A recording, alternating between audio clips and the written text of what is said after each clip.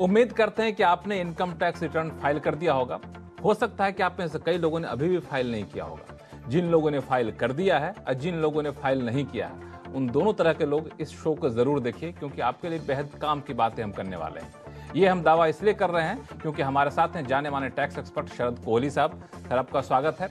और कोहली साहब ने इस पर कई सारी रिसर्च किया है जो टैक्स पेयर को बताएंगे कि किस तरह से ये फायदेमंद होने वाला है। और मैं हूं लक्ष्मण राय और आप सबका स्वागत है हमारे खास शो टैक्स गुरु में।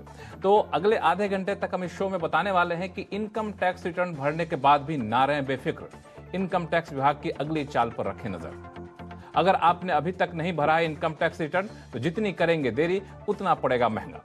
और साथ ये भी बताएंगे कि किस तरह का आम खाना होगा सस्ता और कहां खाएं आइसक्रीम ताकि नहीं चुकाना होगा जीएसटी। इन सारे मुद्दों पर बातचीत करेंगे, लेकिन सबसे पहला मुद्दा है इनकम टैक्स रिटर्न का। कई लोग खुश हो गए होंगे कि इनकम टैक्स रिटर्न तो हमने फाइल कर दिया, अब बेफिक्र होकर रहना, अब तो कोई टेंशन रहा ही नहीं। लेकिन मुझे लगता है कि टेंशन अभी भी बाकी है। कोहली साहब।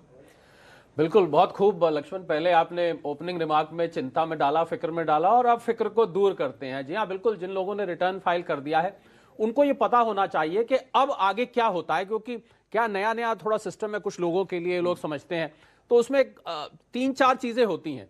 या तो आपके पास एक नोटिस आता है 139(9) का, मान लीजिए आपने कुछ रिटर्न में त्रुटि कर दी, उसको डिफेक्टिव रिटर्न कहते हैं। और सबसे ज्यादा जो होता है 143(1) का एक इंटीमेशन आता है। ये कब आता है, ये सबके ध्यान से सुनने वाली बात है। अगर आपकी डिमांड निकल आई, अगर आपका रिफंड है, या आपका कोई पुराना रिफंड किसी पिछली डिमांड के या लेटेस्ट रिफंड पिछली डिमांड के अगेंस्ट एडजस्ट कर दिया गया है, तो आपको 143(1) की एक चिट्ठी मिलती है, एक नोटिस मिलता है, जो आपको पॉइंट आउट करता है कि कुछ गड़बड़ी थी, आप इसको ठीक करिए। और अगर इनमें से कुछ भी नहीं है लक्ष्मण, तो फिर आपका वो पोर्टल पे प्रोसेस्ड दिखा देगा। और एक आखिरी बात, जो बहुत सारी लंबी चेकलिस्ट है, मेन मैं बता रहा हूं, वो ये कि अगर आपके पास 143(2) का एक नोटिस आता है, नंबर मैं इसलिए बता रहा हूं कि आप नंबर को देख के, सेक्शन को देख के पहचान जाएं। इसका मतलब है कि आपकी रिटर्न को स्क्रूटनी के लिए पिक कर लिया गया है। आपसे डिपार्टमेंट कुछ और गहरी जानकारी लेना चाहता है। ये कैसे समझेंगे? ये 143(2) का एक नोटिस होता है। अच्छा। तो ये इसीलिए मैंने ये नंबर इसलिए बताया। सेक्शन हालांकि लोगों के इतने काम के नहीं होते, पर यहां पर सेक्शन से पहचान लेंगे तो और आसानी हो जाएगी लक्ष्मण।